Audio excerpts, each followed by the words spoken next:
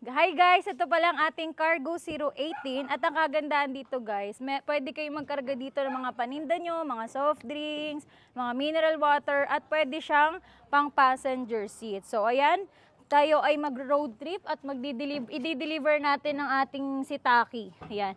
Ito po, kabilaan na po yung kanyang lock. Pwede rin kayo dito dumaan sa kabila. Syempre dito din, nalalak din siya. So ayan, tara, let's go!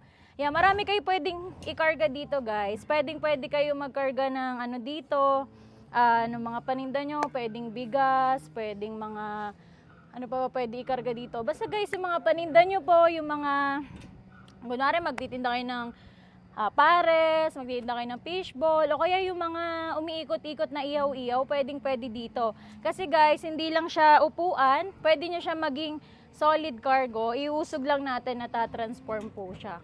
At ito po ay naka 1,000 watts na.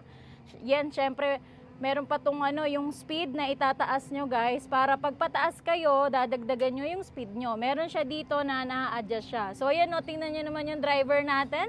Chill na chill lang ang ating driver na si Ian. At yung mukha nga ng ating headlight is parang motor style na po siya, 'di ba?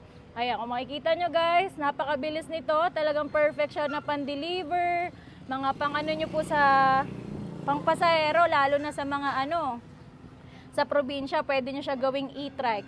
Pwede nyo rin i-customize po na may bubong siya, pwede nyo po lagyan din ng mga kung ano-anong paninda nyo, pwede nyo gawing parang elf siya. So ito po ay naka 6045 amperes na po siya, kaya ang ganda nito guys, napakataas ng specs natin dito. Ayan, pwede kayo mag-ikot sa village. Ayan open na open, chill na chill lang po yung ating paninda sa likod, di ba? Pwede yung magkarga dito guys habang kayo po ay papunta sa inyong destination. Ayan, ang ganda niyan guys. Kaya sa mga gusto mag-order nito, pwede kayo mag-avail nito via home credit. Ayan guys, napaka-chill lang ng ating screenshot mo nga lo. Yan. Yan ang ating cargo. Taki-smile ka naman sa ating cargo. Yan. Ang top speed pala nito guys, 35 to 40, ganun siya kalakas. Tapos may atras na din to, may 1, 2, 3, speed selector na din siya. Ayan yung ating cargo, pwede ako lumabas dito.